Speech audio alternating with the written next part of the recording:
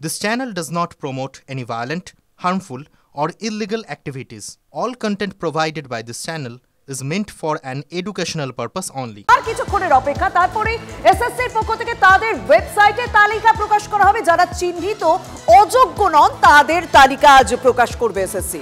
চিহ্নিত অযোগ্যদের তালিকা প্রকাশ হবে না খবর সূত্রে, তবে ওএমআর আপলোড হওয়ার সম্ভাবনা কিন্তু এই মুহূর্তে দাঁড়িয়ে ক্ষীণ।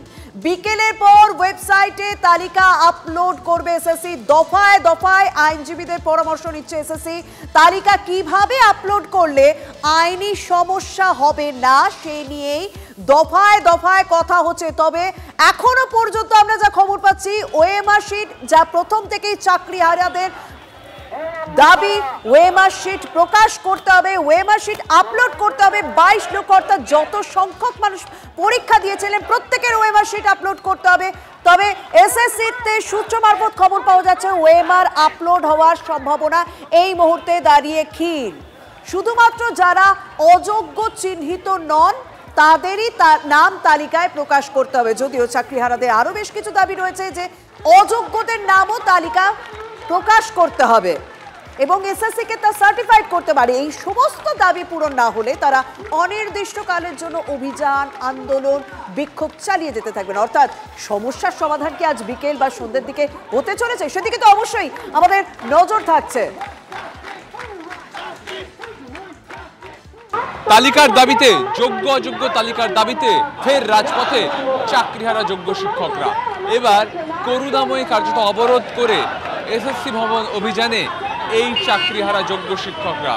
তাদের জীবন এই চাকরির উপর নির্ভরশীল, যা এখন এই তালিকার উপর নির্ভরশীল। সুপ্রিম কোর্টের নির্দেশে 31শে ডিসেম্বর পর্যন্ত চাকরি চালিয়ে যাওয়ার সুযোগটুকু তারা পেয়েছেন, কিন্তু চাকরির নিশ্চয়তা নেই। সেই চাকরির নিশ্চয়তার দাবিতে আবারও রাজপথে এই চাকরিহারা যোগ্য শিক্ষকরা। ক্যামেরায় দেবব্রতর সঙ্গে সুমন, TV9 বাংলা, করুণাময়ী, সল্টলেক, কলকাতা।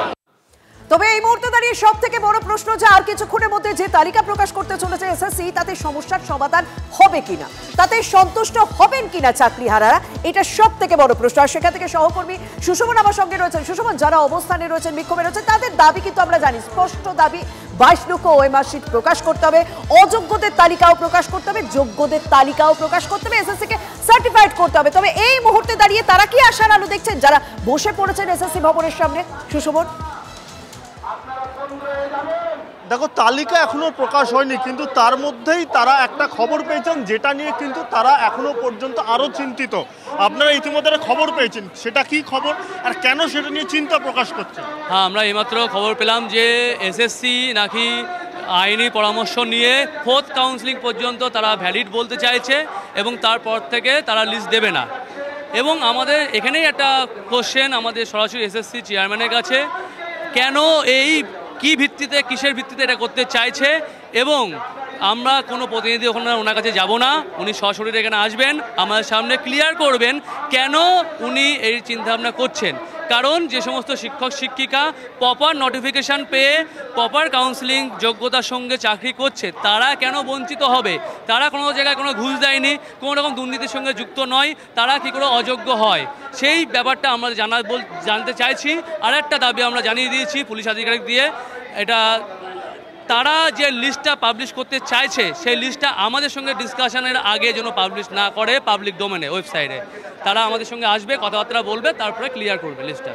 একদম সুষমন, প্রথম থেকে তারা যখন অবস্থান অভিযানে বসছিলেন তারা কিন্তু এই দাবিটা করেছিলেন যে তালিকা প্রকাশ করবে এসএসসি, সেই তালিকা যেন তাদেরকে দেখানো হয়, সেই তালিকা যেন জনসমক্ষে আনা হয়, সেই তালিকা যেন সংবাদ মাধ্যমকে দেওয়া হয়, সেই তালিকা তাদেরকে দেখানোর পর তাদেরকে আলোচনার পর যেন ওয়েবসাইটে প্রকাশ করা হয়। সেটা কি করা হচ্ছে না? মানে এই বিষয়টা, এই জটিলতাটা কি এখন দেখা দিচ্ছে? মানে কি হতে পারে? আমার প্রশ্ন এটাই যে জটিলতা যদি এখনই দেখা দেয় তাহলে তো আমি তো অন্তত সমস্যার সমাধানের পথ দেখতে পাচ্ছি না।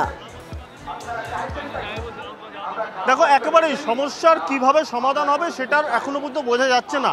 যারা রয়েছেন জিজ্ঞাসা করব, আচ্ছা আপনাদের যে দাবিগুলো ছিল তার মধ্যে একটা ছিল যে আপনাদের আগে থেকে পাবলিক ডোমেনে আসার আগে থেকে জানাতে হবে লিস্টের কি বিষয়টা।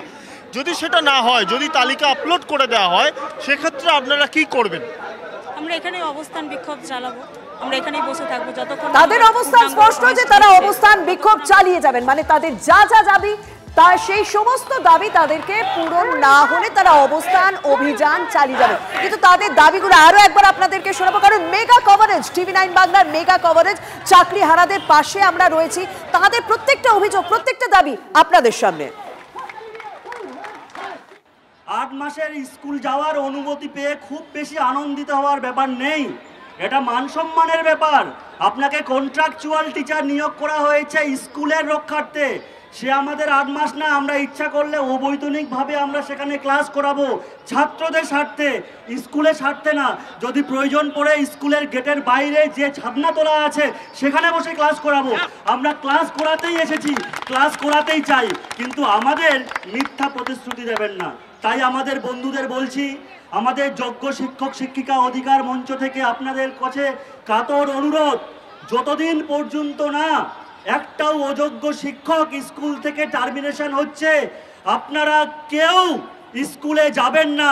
তাদের যোগ্যতা তালিকা তো প্রকাশ করতে হবে, তার সঙ্গে অযোগ্যতা তালিকা প্রকাশ করে তাদের টার্মিনেশন লেটার দিলে তবেই আমরা খুশি। পার্সিয়াল তালিকা তো চাইছি না, আমরা চাইছি যোগ্য অযোগ্য দুটো তালিকা। যোগ্য তালিকায় যারা থাকবে ডিক্লেয়ার করতে হবে, ডিক্লারেশন দিতে হবে এর মধ্যে আর কোনো অযোগ্য নেই, এবং সার্টিফাই করতে হবে এই লিস্টটাকে, এবং তারপরে ওএমআর পাবলিকেশন করতে হবে। এই অযোগ্য যারা চিহ্নিত তাদেরকে ইমিডিয়েটলি রেকমেন্ডেশন ক্যান্সেল করিয়ে টার্মিনেট করতে হবে, তারপরে আমরা স্কুল যাওয়ার কথা ভাববো আলোচনা করে। আর আমাদের আরেকটা দাবি যে যারা এই দুর্নীতির দায়ে যুক্ত, যাদের চুরিতে, যাদের অসহযোগিতায় আজকে আমরা রাস্তায়, আজকে আমাদের এই দুর্দশা, পুরো দায়িত্ব তাদের নিতে হবে, যেন একজন যোগ্য চাকরিহারা না হয়। তালিকা বেরোলেও তা বেরোবে সন্ধ্যে 6টা নাগাদ, ততক্ষণ কি এখানে বসে থাকবেন? শুধু তালিকা সন্ধ্যে 6টায় দিল কি দিল না ওটা নয়, আমাদের সমস্ত দাবি পূর্ণ না হলে আমরা এখান থেকে উঠবো না। অনির্দিষ্টকালীন অবস্থান অবশ্যই সেটা আমরা পরবর্তীকালে আলোচনা করব, যে যেটা দিচ্ছে বা যা করবে কমিশন সেটাই আমরা আদৌ সন্তুষ্ট হতে পারছি কিনা। অর্থাৎ যতক্ষণ না তালিকা প্রকাশ হচ্ছে ততক্ষণ বেশ কিছু প্রশ্ন আসছে, বেশ কিছু জটিলতা দেখা যাচ্ছে। কিন্তু এসএসসি, খোদ এসএসসি সূত্র মারফত কি খবর পাওয়া যাচ্ছে আমার সহকর্মী সুমন জানাবে। সুমন, তোমার কাছে কি আপডেট রয়েছে? এসএসসি সূত্র মারফত কি জানছো? দেখো, একেবারে যে কথা, দেখো এই যে আজকে বিকেলের পর সন্ধ্যাবেলা তালিকা প্রকাশ হবে, এই খবর প্রথম ব্রেক করেছে টিভি 9 বাংলা, এবং আমরাই বলেছি যে চিহ্নিত অযোগ্য নয়, এদের তালিকা শুধুমাত্র প্রকাশ হবে, ওএমআর শিট প্রকাশ হবে না।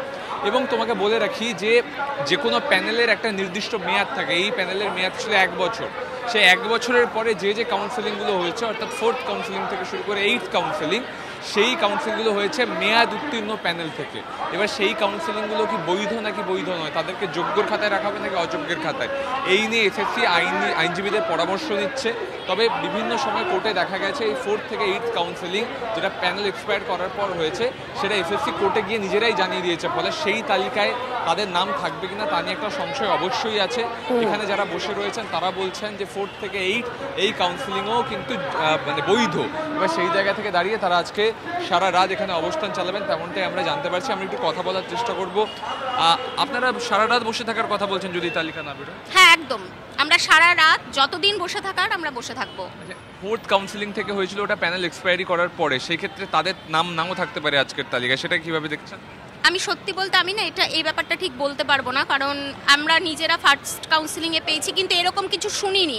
এটাও হয়তো বিভেদ সৃষ্টি করা হতে পারে আমাদের মধ্যে, কিন্তু এতদিন আমি এটা শুনিনি, আজকে প্রথম এই কথাটা শুনলাম। ওএমআর শিট প্রকাশ করা হবে না, এটা কিন্তু এসএসসি তরফ থেকে আমরা সূত্র মারফত জানতে পারছি। তাহলে তো আপনাদের দাবি পূরণ হচ্ছে না।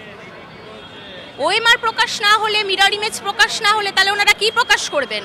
মানে এগুলো কি ভনিতা হচ্ছে আমাদেরকে? এতদিন ধরে যেভাবে লালিপাপ খাইয়ে বসিয়ে রাখা হয়েছে, আমরা আজকে দুর্নীতির শিকার। কাকে বাঁচাচ্ছে এসএসসি? কাদের বাঁচাতে আজকে এতগুলো যোগ্য মানুষকে বলিয়ে দিয়ে দিচ্ছে?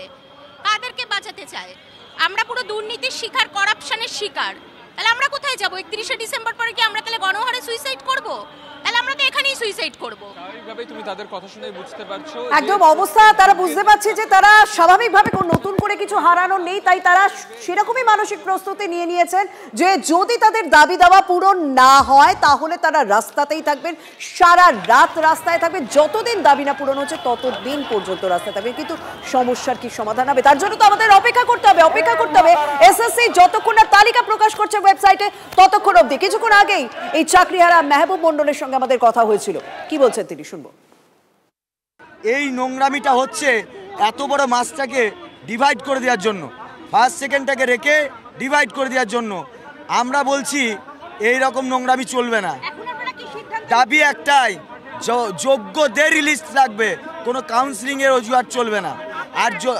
আর এই বাড়াবাড়ি যদি এই নোংরামিটা যদি করা হয় তাহলে আমাদেরকে বলুক যে এতদিন পর্যন্ত ওনারা কোন কোর্ট অর্ডারগুলো মেনে চলেছেন। সিদ্ধান্ত একটা, এখানে উঠবো না এবং একেবারে পরিচ্ছন্ন যোগ্যদেরই তালিকা লাগবে, কোনো কাউন্সিলিং নয়। আর তা না হলে এখনই উনি 22 লক্ষ এমআর পাবলিশ করুক, কত বড় সাহস আছে দেখি। এখনই করতে হবে ওনাকে, যে কোনো একটা করুক, লিস্ট পাবলিশ করতে হবে না, ওএমআর পাবলিশ করুক।